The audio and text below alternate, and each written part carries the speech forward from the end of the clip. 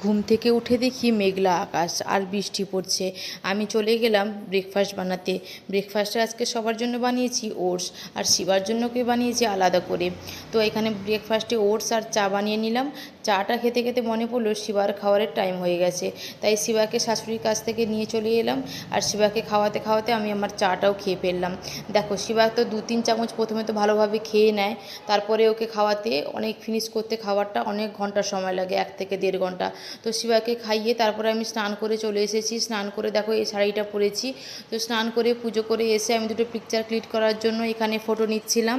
তো এখানে picture click করে আমি চলে যাব কাপড়গুলোকে ধুতে। কাপড়গুলোকে সার্ফ দিয়ে ভালো করে ডুবিয়ে রাখবো, তারপরে এসে ধুবো।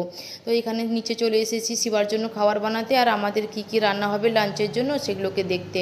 এসে যখন দেখি শাশুড়ি সব কিছু প্রিপারেশন করে রেখেছে, আর আমাকে বললো আমি সব কিছু গুছিয়ে রেখেছি, তুমি তরকারিগুলো ছুঁকে ফেলো। তো আজকে হবে বললো গিমা চচ্চড়ি, নারকেল দিয়ে তোমার মোচার তরকারি, আর হবে নিরামিষের পুঁই শাকের ঘন্ট। আজ হলো বৃহস্পতিবার, তাই আমাদের ঘরে আজ সবার নিরামিষ। তো এক এক করে আমি সব তরকারিগুলোকে ছুঁকে দেব। প্রথমে একটা কড়াই নিলাম, তারপরে আমি শুকনো লঙ্কা জিরে ফোড়ন দিয়ে আলু টমেটো কাঁচা লঙ্কা দিয়ে প্রথমে ভালো করে ভেজে নিয়ে তার উপরে উপর থেকে গিমাগুলোকে ছড়িয়ে দেব। গিমাগুলোকে 5 মিনিট ধরে নাড়াচড়া করলেই রেডি হয়ে যাবে গিমা ভাজা।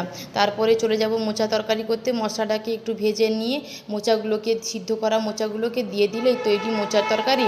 নামার সময় একটু নারকেলের গুঁড়ো দিয়ে দিলে তরকারির স্বাদ খুব চেঞ্জ হয়ে যায়। আর দেখো, আর একটা কড়াই নিয়ে আমি তাতে মশলা কষে সিদ্ধ করে রাখা কুমড়ো আলু ছোলা পুঁই ডাঁটাগুলো আরামসে ছুঁকে দিলাম। আর দেখো, ছুঁকে দেওয়ার পরে তাকে একটুখানি নুন চিনি জিরে গুঁড়ি দিয়ে দিলেই তরকারির স্বাদ একদম চেঞ্জ হয়ে যাবে। আর বিশ্বাস করো, নিরামিষের তরকারি খেতে খুবই ভালো লাগে, আর শরীরের পক্ষেও খুব ভালো। আমি তো শ্রাবণ মাসের পুরো 1 মাসই নিরামিষ খাচ্ছি। তো দেখো, এখানে শিবাকেও খাইয়ে নিয়েছি, আর শিবাকে জল খাইয়ে দিয়ে আমি এখানে ঘুম করিয়ে দিব। আর দেখো, আমিও রেস্ট নিয়ে নিয়েছিলাম। তারপরে দেখো শিবা উঠে পড়েছে ঘুম থেকে। তো এখন বেজে গেছে 4:30-5টা মতন। তো শিবা ঘুম থেকে উঠে তো আগে আমাকেই খোঁজে। আমি কিছুক্ষণ তার সাথে খেলা করি, তাকে একটু কোলে নিই, তারপরে শিবাকে আমি যে কোনো একটা ধরনের ফল খাওয়াই। আজকে ফলের মধ্যে নিয়েছি মুসুম্বি জুস করে নিব, তারপরে তাকে আমি নিচে চলে যাব খাওয়াতে, এবং রাতের জন্য প্রিপারেশানটা করে রাখছি। আর দেখো, বিছানাটাও ঝরে রাখছি, শিবা রাত্রে এসে ঘুমাবে। তো আজকে শিবার জন্য চিড়া সিদ্ধ রাতে বানিয়েছি, এবং শিবাকে আমি এক এক করে খাওয়াবো। তো দেখো, শিবাকে খাওয়াতে খাওয়াতে তো আমার অনেক সময় লেগে যায়, জানো তো। তো শিবাকে খাওয়াতে খাওয়াতে আমি তাকে দেখো এই পুতুলগুলো তাকে দেখাচ্ছিলাম, যেগুলো আমি হাট বাজার থেকে এনেছিলাম শিবার জন্য।